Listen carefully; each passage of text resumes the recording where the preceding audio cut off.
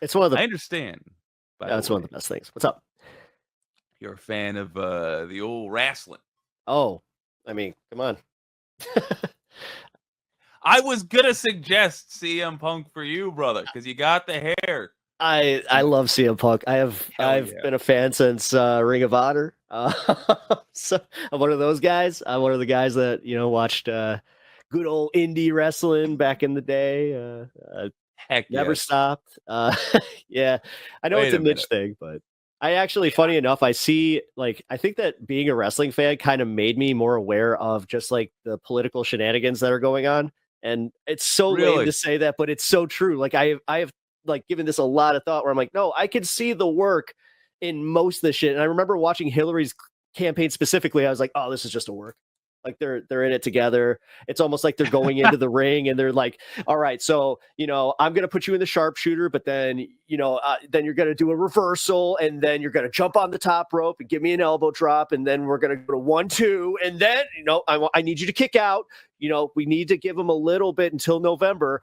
But once that happens, I'm going to come out the champion. Look at me. I'm the champion. Not Umaga. I had Umaga, but now I'm the champ. Sorry. I'm really telling you, no, it's really good for understanding politics. Like, is it?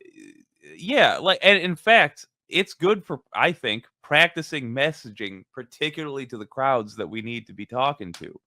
I just heard Dusty Rhodes, like a son of a plumber, Dusty Rhodes. Yeah, he gave some speech before. Oh Jesus! Like it was like 95 or something, but before a Ric Flair match, and he ends up talking about, he's just trying to talk about how he's fighting for the working man.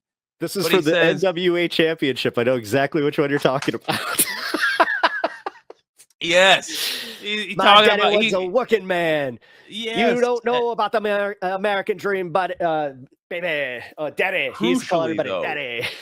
He talks about, oh god, yes, he does. He talks about though how you can work somewhere for 30 years and they give you a watch and then replace your job with a computer. And here we are in the dawn of AI. It's truer than ever. And I just ranted for a half hour. I'm not sure how many minds I changed, but by God, that guy sums up the argument in 30 seconds. Amazing. The thing is, okay, so this actually I'm not sure if you are keeping up with like the WWE and the TKO thing and all this stuff. It has become so soulless because of like all the product placement in the middle of the ring, the commercials. I mean, even if you pay for pay-per-views, you're getting commercials. Like it makes absolutely no sense. And it used to be for the working man. So they're coming to Chicago soon, and I was looking at tickets, dude, for like just cheap seats, they're $125, like to sit in the like nosebleeds. And then if God forbid you want to sit on the floor, $1,700 at the back end. Like, let me tell you something, man. Before this era, I would have said that the 70s was probably the best time to. Nah, I mean, really, it was the 90s.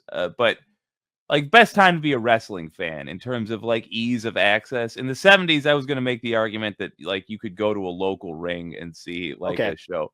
Yeah. But I mean, realistically, I think it was the 90s and early 2000s. Well, no, you actually make a good point there about the territories, because the territories was much more accessible, and because they had to run so many shows and do like they worked, I think, every day. Yeah, I remember. And like you could drive, if you were a huge fan, you could like get a schedule and drive around and like have a week where you saw a ton of shows. The NWA had guys like that were like deadheads, where they would go and follow like Macho Man's entire career, and like they were essentially like dude groupies, where they're just like, I love Randy Poffo. Randy Poffo's the best. I think that sounds fun as hell. But let me tell you, those eras got nothing on today, because despite what you've just said, I think we are in the best era ever for being at least a casual wrestling fan. Yeah. I don't know if you've seen stuff like this. This is PPW Look at here.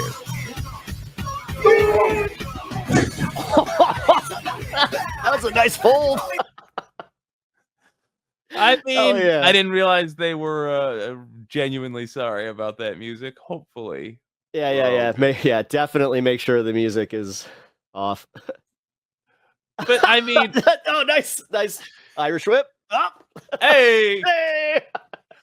we're in the best possible era with this, with the the rise of the online tiny wrestling outfits. I just saw PPW and now I'm addicted. So Danhausen is like a big product of this, like the indie wrestling scene, that like he became huge on the internet as like a meme guy. And I saw him at so many live shows because he was getting booked at almost every indie show in Chicago. And the nice part is I'm able to kind of go see a lot of indie shows, whether it's, you know, AAW. We have another one called PWA. That's not yours. It's actually like it's in a more like rural area of Illinois, but still accessible. Huh. And then we have another one that's the MWA, which is, we call it Shindy Wrestling, Shitty Indie Wrestling, and we go there knowing it is shitty indie wrestling. And they're like, we'll start chants like, if there's a "This is awesome" chant, we'll just go, "Is this really?" And you know, you gotta appreciate some of the talent. They have a guy who his whole gimmick is he is out of shape. He wears a lucha mask. He has a giant beard. His name is Mr. Fitness, and he comes out with a shake weight. Yes, his whole gimmick. Hey, Donald James X is not wrong, but I want to be like Paul Bearer. You know, like I want to be that the manager, you know, the scumbag manager that comes out. Occasionally betrays my own Paul client. Heyman's the all-time on that one. I love Paul Bearer, but Paulie's like after Seth, like he did the Seth Rollins swerve, but like he's a CM Punk, like CM Punk. I'm a Paulie guy, you know. Brock, I'm not a big Brock Lesnar guy as far as personally, but his career, whatever. He's the machine or the beast or like the beast. He's the beast. Come on. Like they marketed him so well. And Roman Reigns, another guy that came out for Trump recently, where I was just like, that was depressing. Yeah. But I do think that's the benefit. Like, so you have all these little tiny organizations. Mm-hmm. First of all, you're more likely to come across wrestlers who live amongst other people, like normal lives. So they're more likely to have like, not even that they have the right political opinions, but just like have a conscience, be vaguely aware when they're harming others. Hell yes. No, I mean him taking that trans flag was a huge deal. Yeah, but like the reason we can have this is because back in the day you require. It's the same reason we have like thisspace. Back in the day, if you wanted to have like a show, you had to pay for an antenna to fire out that signal, and it was a very expensive thing to do. And if you wanted it to be seen countrywide, then you needed to generate a ton of electricity and yada yada yada. Actually, so Channel 9 WGN has been broadcast out of Chicago since what, the 60s or something like that, since Bozo the Clown. And because of like the way that they have it and they have all the towers set up, it became like so like a national thing, but it's specifically in like this subsection of the Midwest. So it goes up to like Wisconsin, a little bit of Indiana, a little bit of Kansas.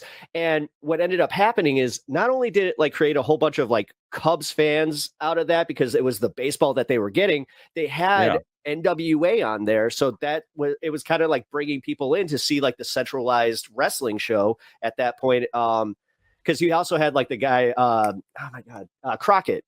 You had the Crockett promotions over on TBS and the Turner networks, which were all down south. So they were licensing out a whole bunch of matches to guys like WGN. And also you would have the AAW being broadcast. So that's how Macho Man actually kind of like cut his teeth. I think his first promo was on a WGN station.